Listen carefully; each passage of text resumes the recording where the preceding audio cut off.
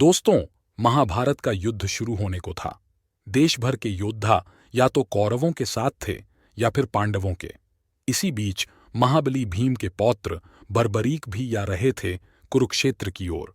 श्री कृष्ण को जैसे ही पता चला कि बर्बरीक रणभूमि की तरफ आ रहे हैं, तो वह आशंका से घिर उठे।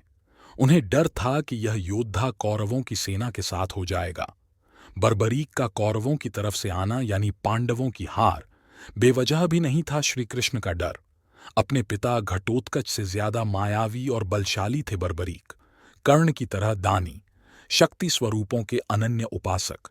इसी उपासना और गुरु विजय सिद्धसेन की कृपा से उन्हें मिला था अतुलित बल, इंद्रियों को वश में रखने का वरदान और हमेशा साथ रहने वाले 3 अचूक बाण। ये कोई साधारण बाण ना थे। इन्हें जिस भी लक्ष्य पर चलाया जाता उसका बेधा जाना तय था।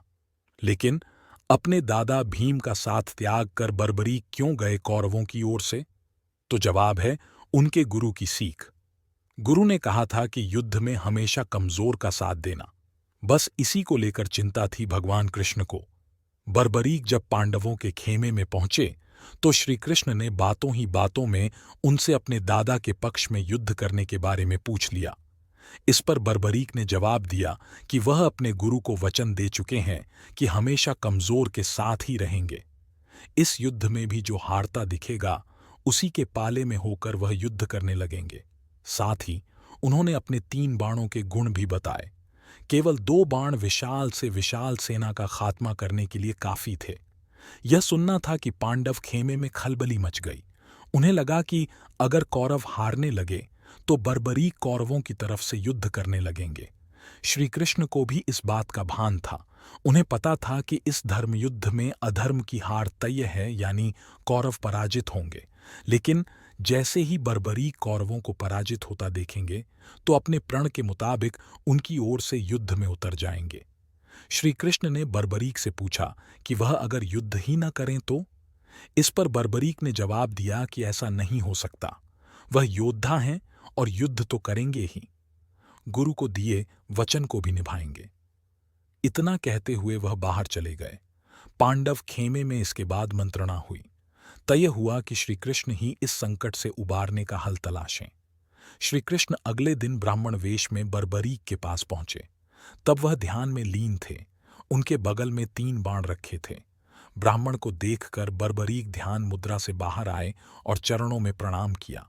ब्राह्मण ने पूछा, यहाँ पीपल के ट्री के नीचे ध्यान मुद्रा में बैठे होने का क्या कारण है और तुम कौन हो? बर्बरीक ने उन्हें अपना परिचय देते हुए बताया कि वह युद्ध करने आए हैं। ब्राह्मण ने इस पर कहा, तुम्हारे पास तो केवल 3 बाण हैं, इनके सहारे युद्ध कैसे करोगे? इस पर बर्बरीक ने उन बाणों के अमोघ होने की पूरी कहानी सुनाई। ब्राह्मण ने पीपल के ट्री की तरफ उंगली दिखाते हुए कहा, मान लो यह पीपल का ट्री एक विशाल सेना है और इसके सभी पत्ते एक एक सैनिक। कैसे तुम इन बाणों से उन्हें बेधोगे?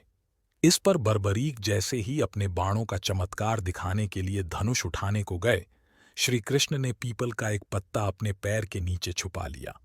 बर्बरीक ने अपने धनुष पर एक बाण उठाया और पीपल के ट्री की तरफ दिया। सभी पत्तों पर निशान लग गए। इसके बाद जैसे ही उन्होंने दूसरा बाण दिया, सभी पत्ते जमीन पर जा गिरे और तीर ब्राह्मण के पैर में जाकर लग गया। ब्राह्मण के पैर से खून रिसता देखकर बर्बरीक हैरान हो गए। उन्हें अंदाजा हो गया कि यह कोई साधारण ब्राह्मण नहीं, अन्यथा इनकी मौत हो गई होती। बर्बरीक यह सब सोच ही रहे थे कि ब्राह्मण बने श्री कृष्ण ने कहा, तुम्हारे बाण अचूक और चमत्कृत करने वाले हैं। महाबली, क्या इस ब्राह्मण को कुछ दान नहीं दोगे? बर्बरीक ने कहा, जरूर दूंगा, लेकिन आप मुझे अपने वास्तविक रूप में दर्शन दें।